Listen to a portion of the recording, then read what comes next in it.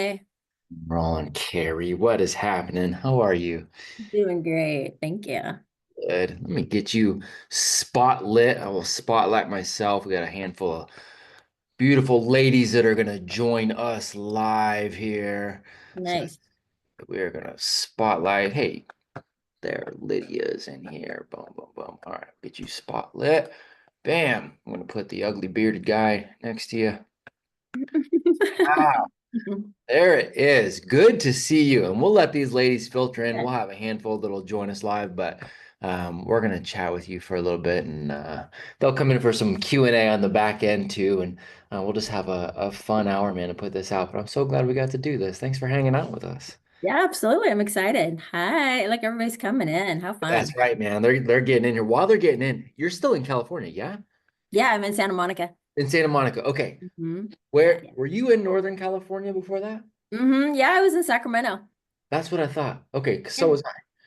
Oh, you were? I was. So I live in North Carolina now. But we've only been here for 3 years. So I'm born and raised in the Bay Area, and then we lived in Sacramento or Sacramento-ish, Roseville, Rockland, El Dorado Hills, Loomis. We Nice. lived in all those areas from 2008 until 2022. Oh, how fun. Yeah, I owned a few gyms up there. So Roseville, Yeah, and Folsom, Sacramento. yeah, yeah. So you like all the primetime boxing and all that kind of stuff. Yeah. How cool, man. So I know exactly. Yep, I know all. We were right there at the same time. When did you move down to San Juan? 2012. Okay. Okay, got it. Yeah. Yeah. So not too long after we moved out. Very cool, man. I knew there was some connection. We probably know a whole lot more of the same people than I think we do, because I know a lot of the Sacramento crowd. Yeah, Uh, absolutely. Navarone and Nasser Oh and yeah. all those folks, man. Yeah, Even I the actually even promoted a pro show. I was the first one to do it at Rayleigh Field. Very cool.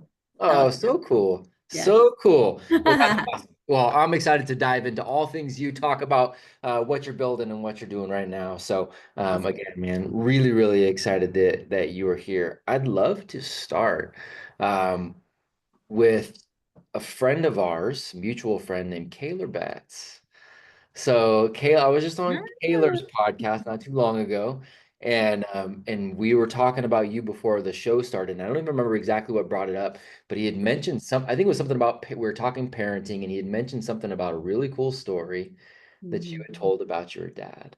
Yeah. I really want to, if you're okay with it, I'd love to launch there, because I think that's going to set us off onto, I want to talk boxing, I want to talk business, I want to talk tussle, I want to talk all things that you're building. Okay. But that was such a cool foundation, man. So I went and listened to that story. Do you mind sharing that with the ladies here? Yeah, for sure. Okay, so hey everyone. We're just diving right in. Okay.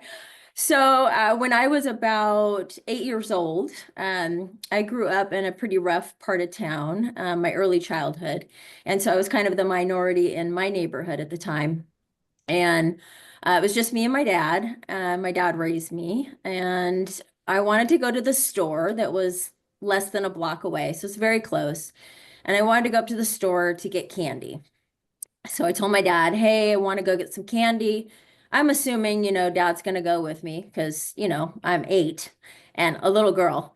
So he says, okay, well, you can go up. Here's some money. You can get your candy. And I said, well, I can't go by myself. The girls up the street, they want to beat me up because there were this like little group of girls that would always like pick on me in the neighborhood. And he said, okay, well, he said, here. And he reached in the corner and he grabbed a stick out of the corner that I had seen before. I wasn't really sure what it was for. And he said, here, take this stick with you. And I'm like, okay. I never questioned my father. So Yeah. I took this stick. I head out the door and we lived in an alley and I get to the street and I can see the store from where I'm standing. And I said, okay, well, here we go. So I'm walking. As soon as I hit the corner, I could hear the girls behind me. So I am just so scared and I'm walking fast. Okay, I'm just got to get to the store. I'll be safe, home base, no problem. Once I'm in there, I'm safe. So I get in there. Whew, all right, I'm safe. And then I start looking for my candy and I thought, oh shit, I have to actually walk back Oh, home. So yeah. I Oh, I'm sorry, I didn't mean to say the S word. Oh, you're fine. You're Little good. baby there.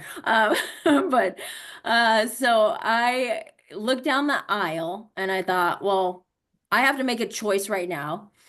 I can get my candy, go out there and use this stick, or what was the other choice? Yeah. There really wasn't another choice. Yeah. So I just had to kind of sit with myself, face that fear, and go, okay, I'm making the choice to use this stick if I have to use it, although I didn't know what to do with it. But I went up, I paid for my candy, I was getting ready to head out the door, scared, very scared. And I looked to my right, and down the aisle, who was standing there? And it was my dad. He he followed me to the store out of sight, but he was obviously protecting me. But at Mm, the same time, he just wanted me to make the choice to do it initially, and then also be in that store and make the choice to do whatever I had to do to get back home safely and face my fear. And it was just, at the time, I didn't understand how powerful that was, mm. but it set me up to be the person that I am today and to be a very strong, independent, fearless woman that can take care of myself. And so, yeah, it was pretty astounding. How cool, man. And he was so young. I mean, he had me when he was 19, so he was in his early 20s, and was able to process and think and do this. So yeah, he's Wow. pretty awesome. Wow. Okay. So yeah, I mean, I absolutely love that. I've listened to it. I've listened to you tell that to Kaler 7 or 8 times since he told me about that. I love that so much. The wisdom that is there, laying the foundation for such a strong human being. And where did that wisdom come from him? Do you think was that something, was he raised in that way? Did he have kind of this, the chivalrous sort of thing, the okay, well, I'm raising a young lady, but I got to teach her to be strong. Like, what was his, where did that come from him? Yeah, that's interesting. I've never really thought about it. He is a sibling of 9 other children, so there was a very big family, and he was the youngest of all of them. So he kind of he was taken care of a bit more than having to take care of the siblings, right? Yeah. But still growing up in an environment where there was a lot of work to be done. Like my grandmother would travel up and down the state and do like farm labor. Mhm. She's Native American, and so it's just kind of, I think, just maybe him growing up in a certain environment of having to just knowing that you have to take care of yourself and everyone has to take care of themselves. And my grandfather was not there a lot. And I think maybe just seeing his mother be such an amazing, like, powerful woman doing everything by herself, maybe his thought process was, I need to teach my daughter to be able to be independent and rely on herself, just in case no one's there to do it for her. So. So good, but he was still there as the protector. I love that so much. And so many of the ladies that are here and even joining us are either are working on campuses or launching, some of the campuses that we're building around the world right now too. And that's a huge part of what we want is we want families to be able to support each other in a way that builds strong humans. It's that Frederick Douglass mindset of, when you build the children extraordinarily strong, you don't have to fix the adults as much. So Not true. that, right? It's not that everything's perfect. It's not that they're not going to have problems. It's just we're laying a foundation for them to be able to step into that confidently and go, okay, I'm going to pick up the proverbial stick right now and I'm going to walk back out and I'm going to see what happens, right? And then realizing you've got your tribe right there with you. So I love that so much, man. That's Thank you. such a great foundation. So I know about, I know about boxing. I know about Tussle. I know about the business. I don't know much about you getting to that point, though, right? So getting into, how early did you get into boxing? Was that like an early love? Was that a later find for you? I love watching, and I've got a handful of fights in the cage and a little bit of kickboxing background. I love watching you shadow box, girl. I'm just like, yeah, let's go, get it. I'm just like, that's my, yeah, get it. So tell me about getting introduced to all that. Yeah, so I didn't have a background in boxing. And actually, when I was in school, I hated PE. So I was kind of a bookworm, and I didn't Oh, like to even dress down for PE. I was not in any sports growing up. So I'm not that athletic girl that just became an athlete and a trainer in open gyms. yeah, So it's a very backwards kind of story.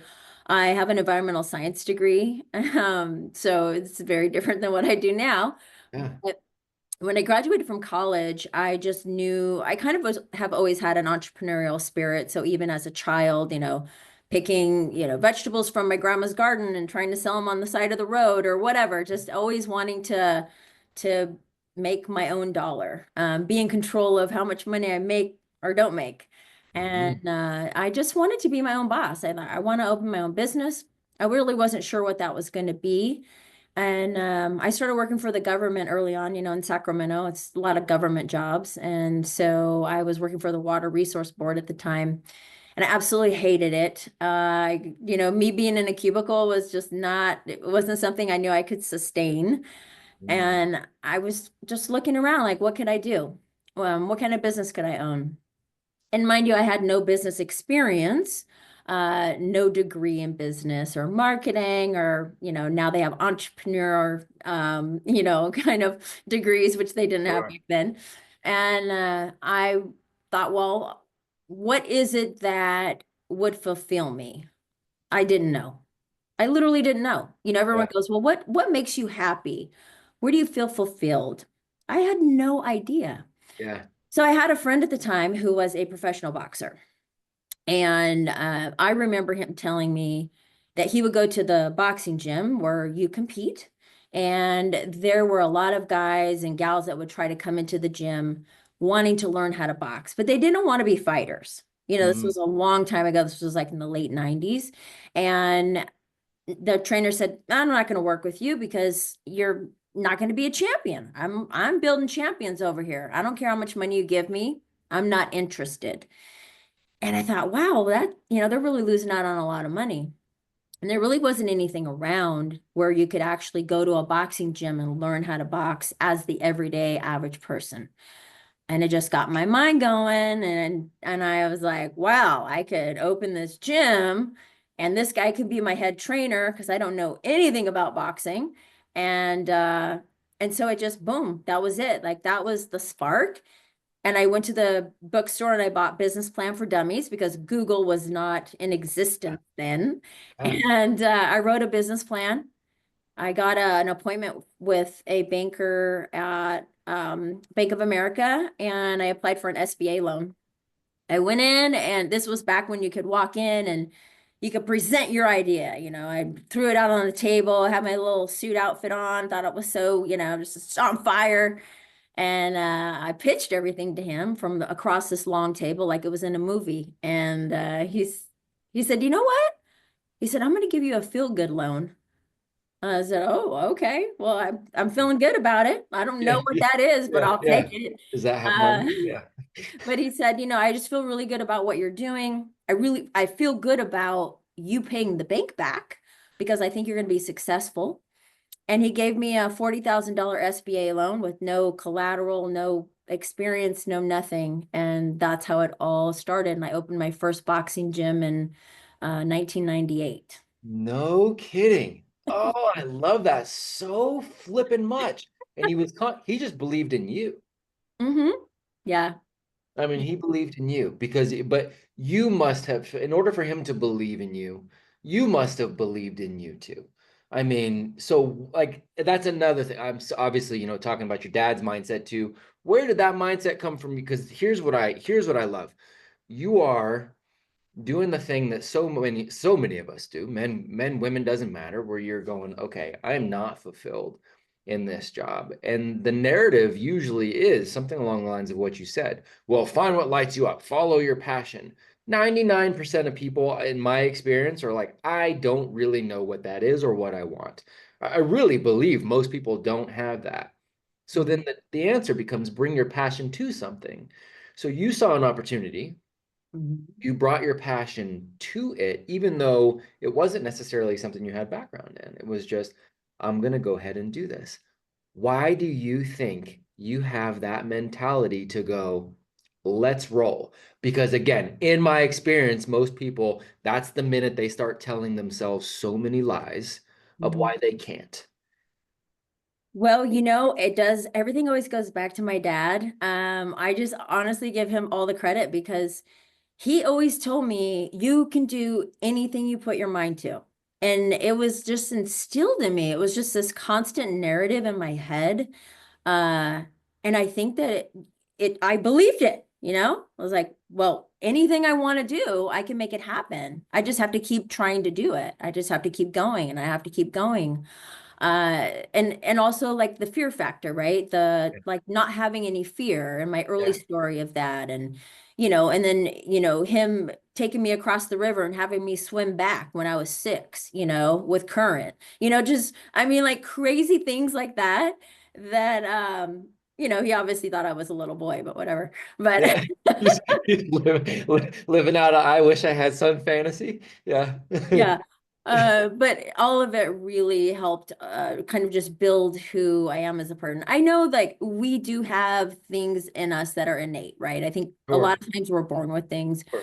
but if it's not nurtured by Sure. a great parent Yeah. or a great somebody in your life, it's really hard to kind of continue to believe that, because we have to continually believe these things.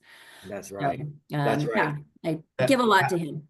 that's so rad. The mentorship part matters. So it was he an entrepreneur as well? Because then when you jumped in, he wasn't, right? Okay, so when you jumped into business and you're starting this out, did you look to a mentor there? Like, did you start to look to mentor? It's easier. I won't say no, it is. It is easier to find mentorship now in a lot of areas, entrepreneurship included, right? We're Mhm. still talking late 90s when that wasn't even anywhere near as sexy as it was now. People weren't online to the degree, social media wasn't a thing, right? So it wasn't the same sort of drive now. Did you find local mentors for that, or was it more just like dig your heels in and let's roll? Digging the heels in. Uh, that's There was awesome. not, yeah, like you said, there just wasn't a lot out Yeah. there. Yeah. So searching for that, for me, it was like, it was almost a waste to search for it because it wasn't there. It was kind of Yeah. like, I'm better off just kind of spending my time just digging in and just moving forward. I might not know all the answers right now, but if I'm not moving forward and just trying to figure it out, then I'm not going Yep. to get anywhere. But there was a woman, I wouldn't say she was my mentor, but when I was looking for a commercial building for my first gym, Hmm. they're mostly men were the real estate agents, right, for Sure. commercial. And they all kind of dismissed me. And I'm this 26-year-old kind of petite woman wanting to open a boxing gym. I Yeah. mean, they were just scoffing at me.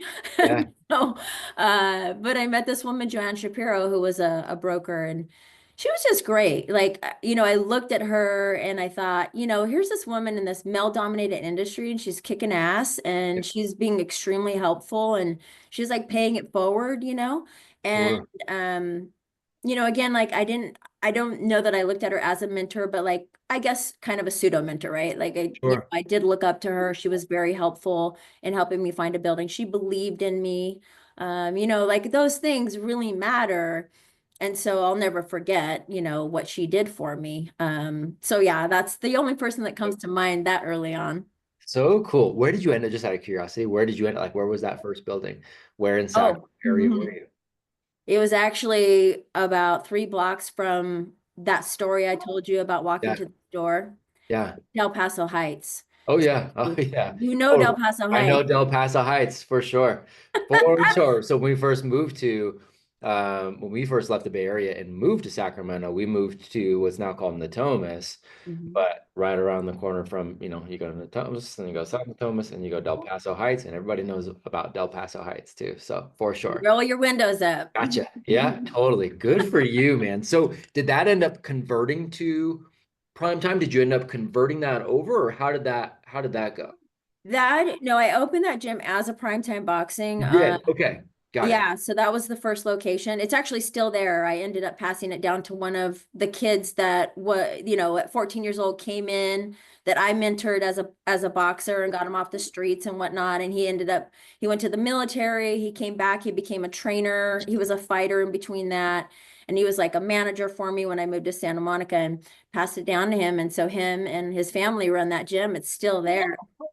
So rad. Oh, so rad. Who's Jose Morales? Do you know Jose? Yeah, Uh, he actually, I passed him down the Roseville gym. Yeah, that's it's not so prime time anymore. He changed it to his name, but Jose. same Yeah, thing. He was a fighter I under figured you knew Jose. I figured you knew me. Jose. So I know Jose. I know Jose very well. And Jose actually went. His son goes to one of my campuses that I built in Roseville before I left. Jose's a really good guy. David. Oh, David Malgoza, he was another Goza. one. Yeah. Yeah, just some really good, such good I mentored human. all of those boys. How cool. They are such good human beings, such amazing fathers. Genuinely care about all the people that they are helping. They're true ambassadors of the sport because they're really, really good people, you know? Yeah. Oh, Oh, I I love that you know them. yeah, oh man, so great. So right before we left California, I was out training with Jose too, just trying to keep this whole body in shape too. So yeah, just Love really it. good people, man. Oh, so cool. Okay, so you built a few locations. hmm And then did you end up selling those locations and moving? How did that work? So in between all of that time, I actually was coaching. I learned how to be a coach, and Yeah, then I decided I wanted to fight because I felt like a hypocrite not actually fighting if I getting was in the ring. coaching fighters, right? Yeah, So I did that, and I was kind of opening up gyms along the way. And then I trained a gal that was at the Olympic Training Center, and I took her to the first Olympic qualifiers for women, which was 2012, was the first year that women got to compete in the Olympics in boxing. A lot of people don't know that. It wasn't that long ago. yeah. So took her to all these tournaments, trial tournaments. So yeah, like I did a whole bunch of stuff in the sport, like in the kind of in this at the same time I was opening the gyms. And then I started franchising the concept. I sold my first franchise and like in 2007, right before the market crash, the housing market Mm, crashed. And so my timing was not perfect. man, And so I kind of lost everything. I mean, I'll be real transparent. I lost everything. I had a relationship at the time. I lost that. I lost a lot of money. I lost two homes. mm, And I lost like, two of my locations. And it was just yeah, it was a complete upheaval. And I started all over in 2012 in Santa Monica. So, did you? And it's, I mean, just openness and honesty. Did you have a moment of I feel sorry for myself, or did you grab the stick and get back at it, or how did that? Because climbing the mountain again is hard. That starting over part is hard. But I just listened to a podcast. One of my favorite people, Naval Ravikant, was talking about the people that can start over, no matter what that means, whether it's starting over in business, starting over in a relationship, or on a micro scale, just starting over the next day after the day before just didn't go that well. And he says the successful people are the ones that are always willing to just go, okay, today's day one, and here I go. So how long did that take you to kind of wrap your mind around? I was a little angry when it all Sure. happened, Sure. honestly. I had built something, I had like just cracked $1 million in sales, like with all my Yeah. gyms, and it was like a big goal of mine. And so I Sure. was like, oh my God, here we go. I'm really making this happen. And then when it all fell apart, I was really angry that I spent like, that past, whatever, 15 years doing all this, and then it was gone. Mm, Um, and then I thought, well, I don't, what choice do I have? Like, some things we don't have control over. right. And I just understood that and it's like, okay, well, what do I do now? And it honestly took me three years to figure out that I was never going to pay back the debt that I had. Mm, Um, because I had just pulled like a $500,000 loan to do the franchising, which, I don't know if you know anything about franchising, but it's extremely expensive, especially in California. yes, it is. And so I was just underwater with everything. And so I ended up filing personal bankruptcy and just I mean, I started completely over. Yep. Yep. And once I moved to Santa Monica, I I opened a studio here in Santa Monica because that's what I knew how to do, right? Mhm. Like I know how to do this. So I'm Mhm. gonna run the gym by myself. I'm the one woman show here. And had to build my credit back up. I had to do so many things. And then, and then here I am. I was out of like a very long-term relationship. And I did feel sorry for myself. I'm not gonna lie. I'm Sure. from Santa Monica. I didn't know anybody. I had no friends or family here, nothing. And I had lost everything in my life. And so, yeah, I mean, I would pull into my driveway and I just cry in my car. Yeah, Just, totally. yeah. So, yeah, it's not easy. It's not easy for anybody. And then you cry and then you're like, okay, what am I going to do now? Yeah. No. And then you dig in and you go, okay, well, I know how to do these things. So, boom, boom, boom, boom. Let's just push forward. And you don't like, it's like you almost have to put blinders on and you just have to push forward, Right. blinders on, not thinking about anything else. So yeah, I did that, but it took time. It did take Sure. time. You though. I mean, there's so much respect that I have for those kinds of humans. I don't think that's a I think everybody can do that, but I don't think everybody will. And to put Mm, those, and what you said is to put those blinders on. That's it. I mean, that's the most important part of it's the most important part of racing horses is you put the blinders on so they're not looking at the horse next to them. You just put it on so they're just like, look, I gotta go and I'm gonna go as fast as I can. Right? It's the most important part. You just go. I love that so much. All right. So ladies, I know you're gonna come in with some questions. I have just a couple different things that I want to pull out before we go. Because one, you mentioned training somebody for the Olympics. You mentioned 2012 being that first year. I know you've also been very bold in speaking out against, what was going on in 2024. We mhm. just talked with not long ago, I had my friend Cary Lee Walsh, obviously one of the greatest Olympians in history, and she came on, was talking with us about all of this craziness too, and with the males in sports, especially in boxing. So I'm interested to hear your thoughts on that, and what you've seen, kind of where you see things going. You also said something that you didn't specifically say, but you mentioned the words fear factor right next to each other. You said it's the fear factor. And I know for a fact you were actually on the TV show Fear Factor as well. So I'm Right. interested in hearing about that experience too. Yeah. And then I want to talk about Tussle too before we bring these ladies in because I'm really excited about what you're building there too. So let's talk about the Olympics part first. Let's talk about Yes. that. What do you think on all of this, girl? That was bananas here in 20. Yeah, that's a good way to describe it. Yeah. And yeah, obviously I don't believe in men competing in women's sports, male-born athletes competing in women's sports. Mm. I feel like, and I mean, I kind of know this as a fact, women's sports were created because we are not at the level of a man. Right. Like there's a reason why women's sports was even created because we Yep. can't compete with them. Yep. So why why would we like kind of go back and go, oh, well, now let male-born individuals compete with women in their sports? Mm. It just is ludicrous. It's no common sense, obviously.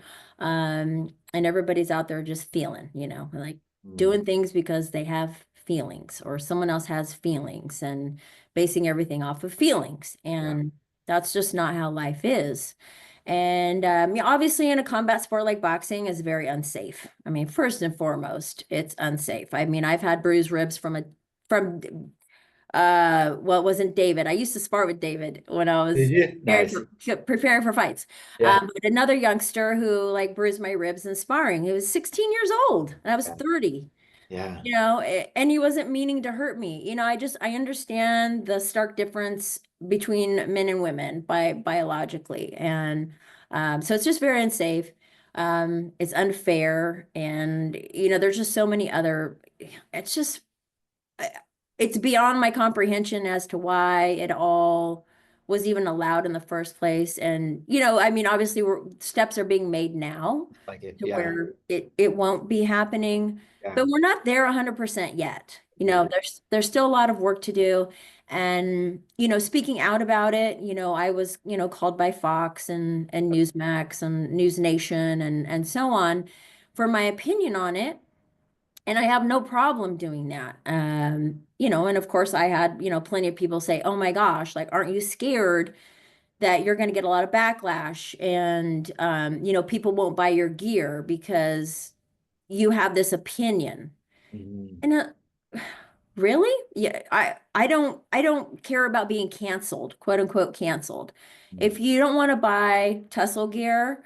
because you don't believe in what I'm saying and this, and having common sense, then you don't have to buy it. I am not changing what I know is right and my thought process on it. I'm not changing that because I want to sell a pair of gloves. Amen. So I went for it and I spoke out openly about it. And the shocking thing was, I don't even know if it was shocking, but the interesting thing was that I would get a lot of messages. So I would share the video clips on my Instagram. But in the comments in the Instagram post, I wasn't getting a lot of I was getting some negative stuff, right, from people who've Mhm. never even followed me before, but they were just pissed off about it. Mhm. But then, some people would say things. I got a lot of private messages from Mhm. a lot of women that, are like, I am so happy you stood up. I'm so happy you said something. It's amazing. Yeah, this and that, it's just terrible what's going on. They would not publicly voice that on my post. Yep. It was only privately. Yep. And that's the problem. Yes, ma'am. Yes, ma'am. So, and I would say to them, well, I appreciate, that you support this and whatever, but, it would be great if you would Mm-hmm. say something on the post because I think more people need to understand that the majority of people feel the way I feel, but they're scared to voice their opinion. Yes, ma'am.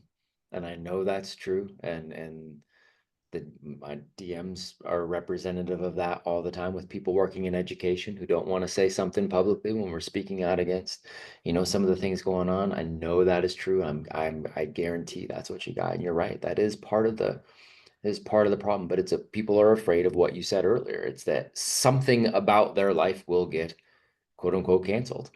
They'll be at risk of losing a job, or they'll be at risk of losing relationships. They'll be at risk of losing something, and that fear takes over and stops them from doing what they know is right. Mhm. So thankful Yeah. uh, that you stood up for that. So, okay, so we're talking fear. So talk to me about fear factor, girl. Tell me about this. How'd that come about? Oh my gosh, it was so fun, by the way, and Joe Rogan was awesome. Good. But I I was trying to look at ways to get some money coming into the Yeah. gym when the first 5 years. I was like, okay, it'd be nice to have some extra money to do improvements on the gym. And also we had worked with a lot more of the kids in the neighborhood. And I was doing a lot of free training for them. And I wanted to create like a scholarship program and all these things so that we could train the kids and they didn't have to pay for it. Because I Mhm. started losing money because I was training a lot of those youngsters for nothing. Sure. And then I remember seeing Fear Factor and I was like, oh, apply for Fear Factor. You can win $50,000. And I was like, oh shit. All right, I'm gonna try to get on Fear Factor and win $50,000. Yeah. And that's really why I applied. And then when I applied, I did like this little like Thrilla in Manila, like, little shadow boxing, like Yeah. girl kind of, thing in the boxing ring. Yeah. And then they called and they had me on the show. So that's kind of How how it cool. happened. How cool, man. Okay, what did you have to do? Give us a little flavor. What did you have to do on it? Yeah. The first stunt that we did, we were on a lake and then we're on like this raft thing, well, individually, obviously. And then a boat would pull you down the lake and then a helicopter would come over and Yeah. drop a rope. And then you had to like, while everything's in motion, you had to climb the rope and then pull flags off the rope to get to the top inside the helicopter. It was like, 40 feet up above the water and it was wild. But I put my blinders on Yeah. Yep. because Focus. One flag at a time. yeah, you do not think about anything else going on. You don't think about being afraid. You're Yep. just going. So we did that, and then we had to eat stuff, of course. Everybody always Yeah, wants to yeah, know what I. yeah, Uh, yeah, I ate cow parts, and they were. I ate a snout, like just it still had like the whiskers on yeah, it and everything. yeah. And a spleen and a spinal cord. Yeah, so it was pretty gross, and Okay. it was honestly it was harder to get it all down because you only had 6 minutes to do it. Yeah, It yeah, was just I didn't make the cutoff in the time to like yeah, get it yeah, done and finished. yeah, yeah, Is what ended up happening. So I yeah, got eliminated. yeah. What a cool experience, though. Yeah, it was What fun. a cool experience, man. Here's what we're gonna do. I'm gonna bring Britt in. We're gonna talk Tussle Gear before we get off here too, because I want to make sure we tell everybody about what you're building now too. But I want to get some of these other awesome ladies in here. Britt, let's get you in here, my friend. Good to see you. Hey, Carrie, thank you so much for being on with us. Thanks for your voice and your willingness to just boldly stand up and speak where most of us are quiet. I really want to go back to when you were talking about losing everything. Um, that's a really uncomfortable reality. When you said bankruptcy, it gave me, and it's still like a little leftover, like pit in my stomach, um, because I had my car repoed like years ago. But even saying that out loud makes me want to throw up a little bit. Like I don't even talk about that ever. I don't know how much I've talked about it. So I'm curious, what do you think helped you know that you were moving forward and not just pushing pain aside? Like, was it just knocking out goals one at a time, or did you have, it didn't sound like you had a mentor at that time, but I'm Hmm. curious, was there somebody to help you push things along? Again, I wish there was somebody there. And I think it took me a lot longer to do things because I didn't have somebody there for me. But essentially, when I made the decision to do that, my credit score was like 800 at the time, and I was making all this money, and so it was a really hard pill to swallow to make that decision. But I did so much research about it, and I realized that it would be the best option for me at the time, and that I would just have to, spend 7 years just, well, it was actually, I think it was 10, but I mean, I had to spend so much time just building back up my credit. And I knew all of these things going in because it took me 2 years to really pull the trigger on it. But I did. I felt like a failure. I was embarrassed. Literally, only in the past 2 years have I actually talked about my bankruptcy because it really was embarrassing to me. And I felt like people looked at me a different way, like, oh, you don't know how to handle money, or you're just running away from something, or, all of these different, and I thought, you know what? It doesn't really care what anybody thinks about me. I know what I am, I know who I am.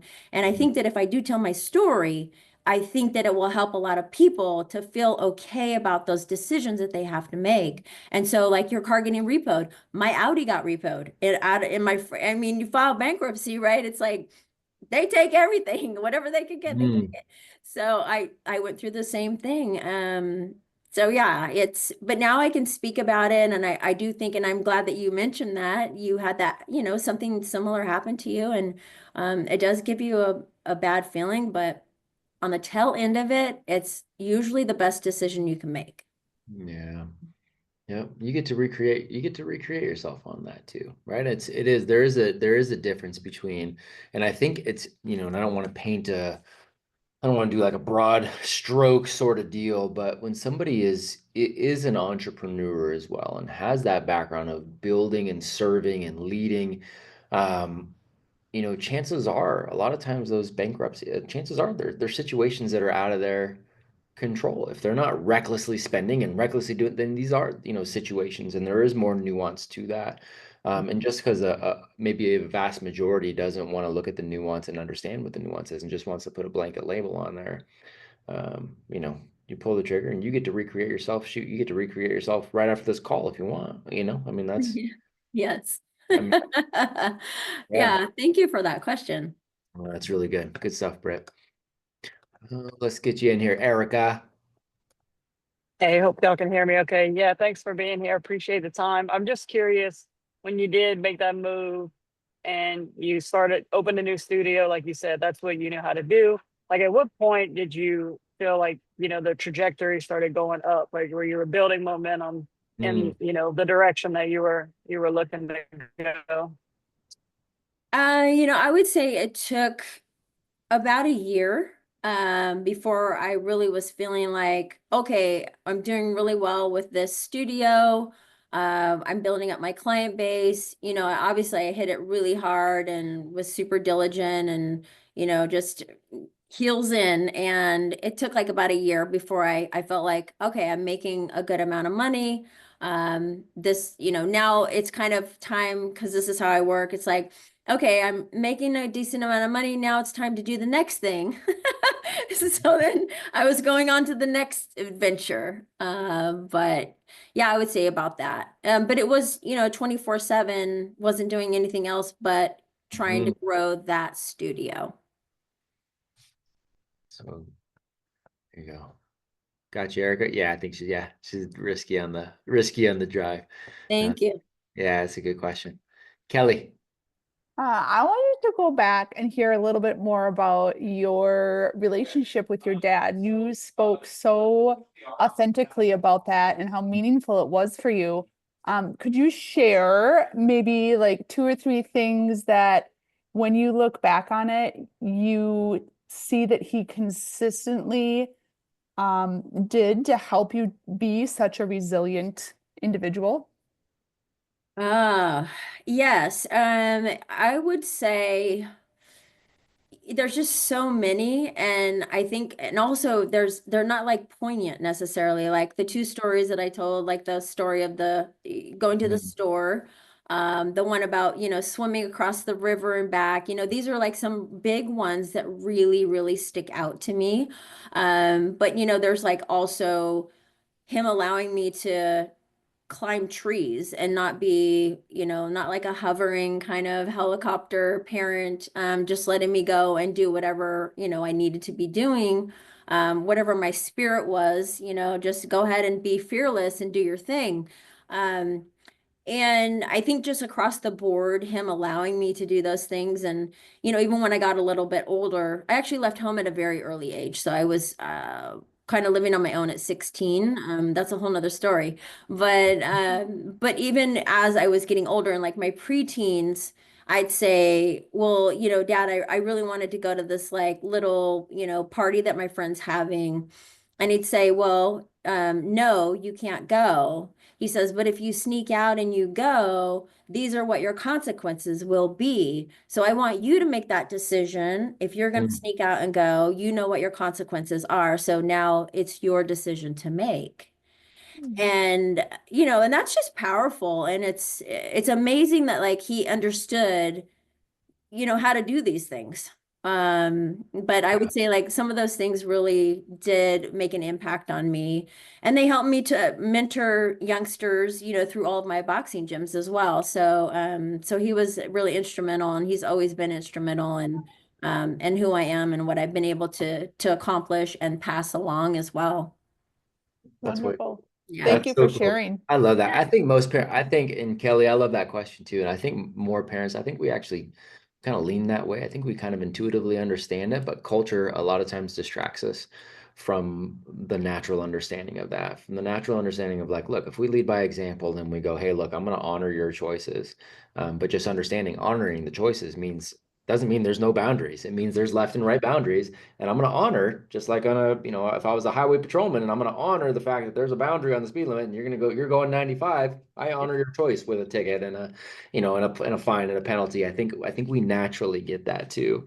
Yeah, I love that question, man. Really good. It sounds like he, at a very natural gradient, Yeah. allowed you to take risks Careful. carefully.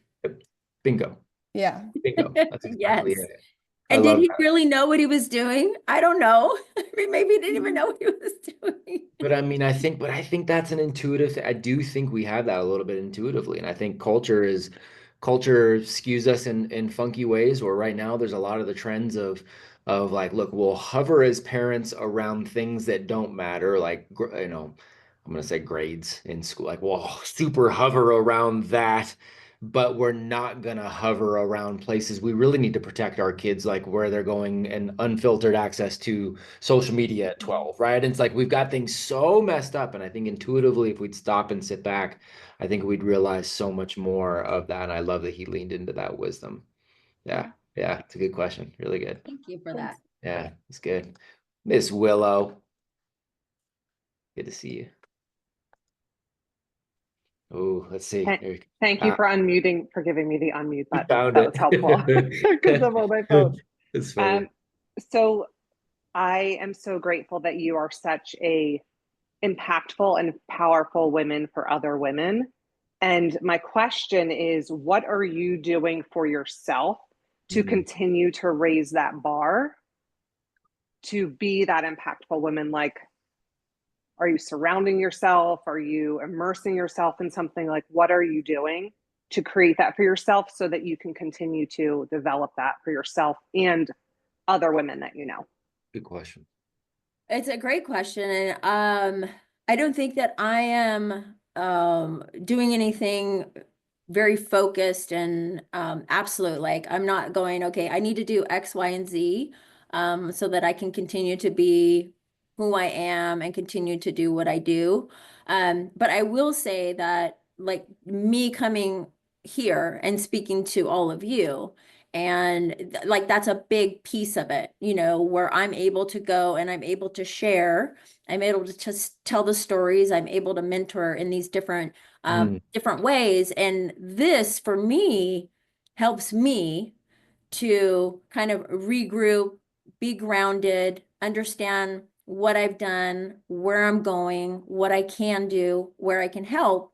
So I would say, you know, honestly, going on different podcasts and different interviews and engaging with, and you know, it's, I mean, I know social media, it's like a love-hate relationship I have with it, but you know, I've really been able to connect with a lot of people through social media that I've been able to have conversations with. You know, I do have, there's a gal that I connected with on Twitter maybe 10 years ago, and she owns, she has an investment company. She owns like a cannabis company. She used to be an attorney. She's up in Canada. And I still stay in contact with her. She's a bit older than me, but just full of wisdom. And so sometimes I'll be able to connect with somebody like that and just out of the blue, just text her and say, "Hey, I had a question for you. I'm doing these things." And she'll say, "Oh, I'm in, you know, I'm in Taiwan right now. And so, you know, call me tomorrow, whatever, at this time." So it's just really, you know, connecting with different people and staying connected. And then being able to do, you know, stuff like this has really helped a lot. But yeah, I wish there was just something just kind of that I had, you know, very solid, like a scheduled thing. Unfortunately, I'm not a very scheduled person. It's really not my strong suit.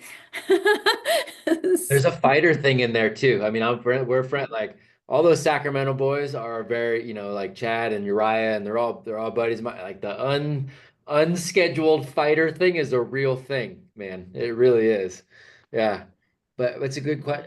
Willow, I love that you're asking that question too. And I think what's unique too with what we have here, the reality of, you know, we have ladies have the projects and the challenges and the books and you know, have all of these components in there that are so important, but it's that Hashuri concept that we were talking about not too long ago, where there is an element of walking the path and then going back through walking the path and putting your own flavor on it, and then coming back through and deciding, okay, this is how I'm going to implement the path, but I'm going to bring others along, and I am going to coach, and I am going to mentor, and I am going to talk to others.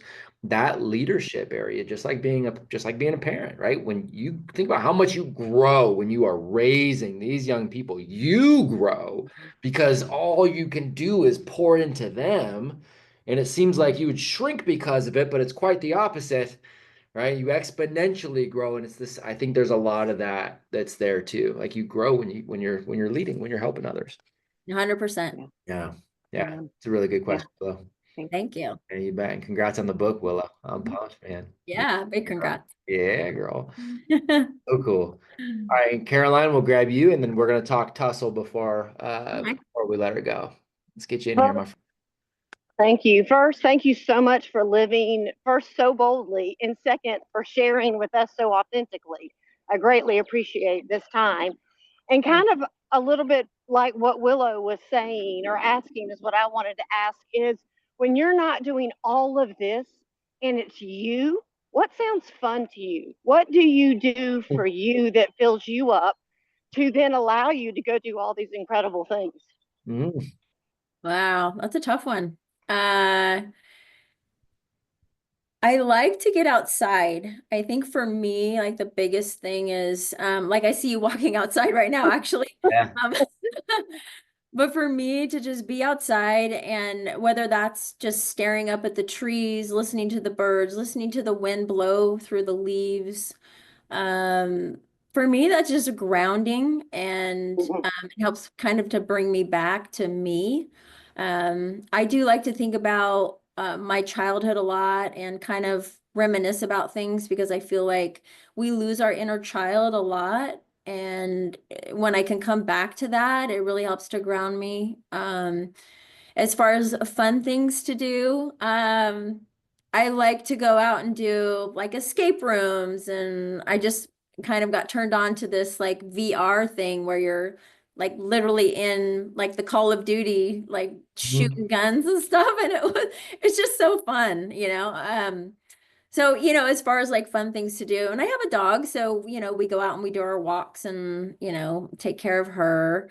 So yeah, you know, again, nothing, you know, I don't really have anything that's just kind of this like, oh, I have this book, or I have these books that I like to read before bed, or I have, you know, there's not really anything that is an absolute for me. And I just don't think I'm built that way.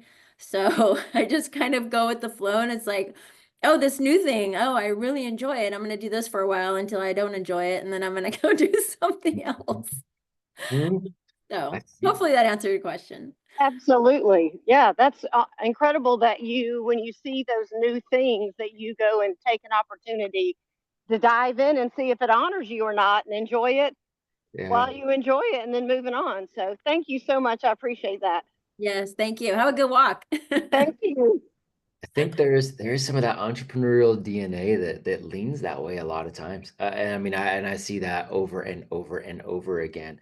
And it's so interesting to me too, the fighter DNA and the entrepreneur DNA when they come together. I think it's so interesting to me. And I think there's a lot of parallels with, again, a lot of people that you and I both know too. So I love it. Speaking of the entrepreneurial journey, tell us about Tussle. I'm excited about what you're building. This will be a good final thing to explore. Well, I mean, I guess it's obviously derived from all of my past experience in the sport. Um, but I was running a certification program. Well, I owned a certification company, and I was certifying trainers to teach, basically teach trainers how to teach boxing.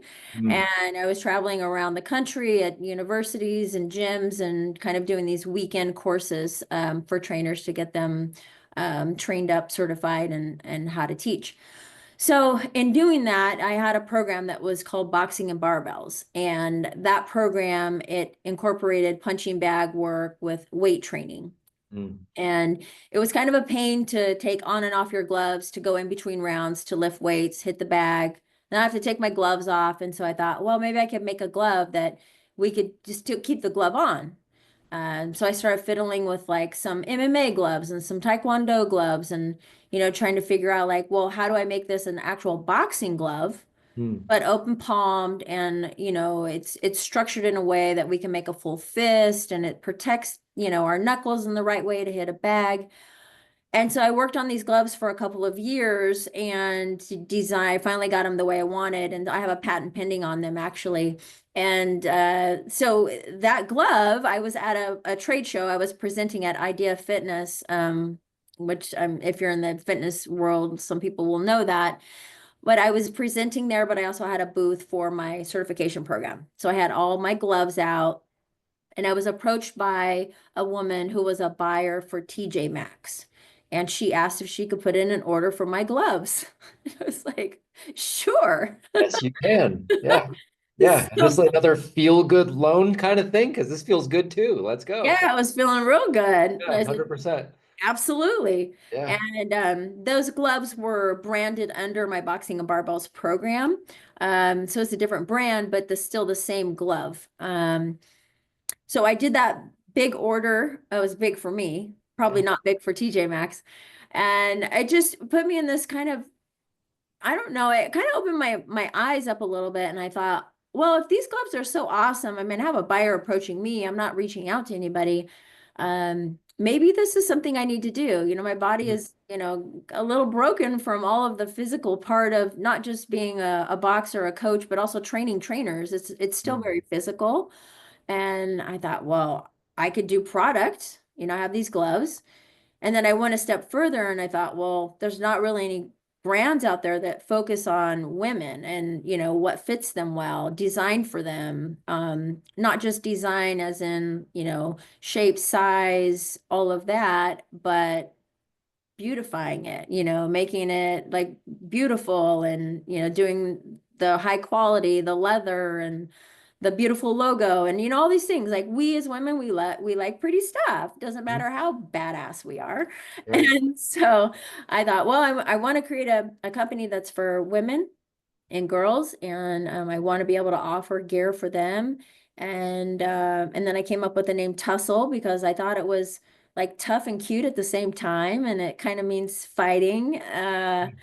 And yeah, and then I designed the logo and all of that. And it's just been over a year since I started the Tussle company.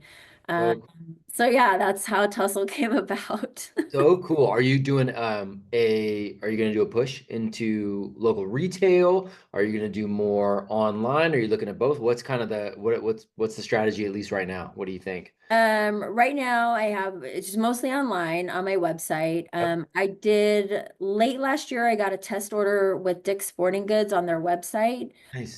which was a really big deal for me, but unfortunately, they didn't order the things that I know sell really well. And also Mhm. because my hybrid glove is very new to the industry as far as boxing. So a lot of people they're not educated enough on it. So when someone goes to the website and they just see these hybrid gloves for women, a lot of women are like, well, I've never even used a glove like that. Right. And so I really wanted to offer some of my other stuff on their website so that we could kind of like grow the brand. Like, okay, this is branded. We have the gloves here, we have the hand wraps, and now let's try the hybrid gloves. But they didn't do it that way. And so we just didn't do enough sales for them to continue with Yep. Tussle. I worked really hard to get that test order, by the way. Like Yeah, I'm sure. really, really hard. And it didn't pan out. And it is what it is. So I just keep moving forward. Yep. And I'm moving on to Amazon. So we have a store and all of that, but Amazon, because it's a very saturated market on there, Sure. it takes dollars, yeah, to do ads and so on. So yeah, if you know anybody that is into combat gear and wants to invest in Tussle, just let me know. So cool, man. So cool. I mean, my entrepreneurial brain too, man, it goes towards like some of the, I mean, you still got like the UFC gyms, and you still have some of those gyms that incorporate they incorporate striking into a fitness component. It's, again, a lot of people there that have no desire to compete on anything. They really just want to go for the workout. And I wonder if there's, I'm sitting there going, all right, is there another, like a gym play or whatever, where this becomes a brand, like a co-branded thing in the gym? I don't know. That's awesome though. I love the Oh idea. yeah, yeah, absolutely. Yeah, that would be amazing. Super smart. Oh, so cool, man. So cool. I appreciate you. I'm so glad we got to do this. I knew we had a bunch of mutual friends too. I knew we did. So that's awesome. And we want to be here to support you in any and every way. So final questions on our side, because we're going to put this out. This will go out on the podcast within the next couple of weeks. So we want to make sure everybody knows where to find you. Okay. Most importantly, how does Apogee as an organization best support you as the human? So those are the final two questions on our side. Well, you guys, just me doing this right now has completely supported me. I mean, on a lot of different levels. So I really appreciate you guys having me on, and it really means a lot to me. And would love to get involved with you guys, in, even more ways. Mhm. So thank you for that. Honors ours. And as far as Tussle, it's Tussle Gear. So if you're on Instagram, it's Tussle Gear, Tussle. And that's our website as well. And my personal Instagram is Cary Lee Williams, Mm. Carylee Williams. So you can find me there too. You're a rock star. So glad. So grateful. Love the journey, love the story, love everything you're doing, love the way you're showing up in the world. Really thankful for your time in here too. I'll hang with these ladies for a couple minutes and then Britt's gonna lead them through a little debrief, but I'm gonna reach out to you here in a few on social as well, because I want to make sure we stay connected and stay in support. I want to keep the conversation rolling. So Absolutely. awesome. Thank you, ladies, for being here too. Thank you, my friend. Cary. Grateful for you. Truly, I will reach out here in just a few and touch base. Okay, sounds good. All Awesome. right. Thanks, Have a Cary. good one. Okay, You bye. too.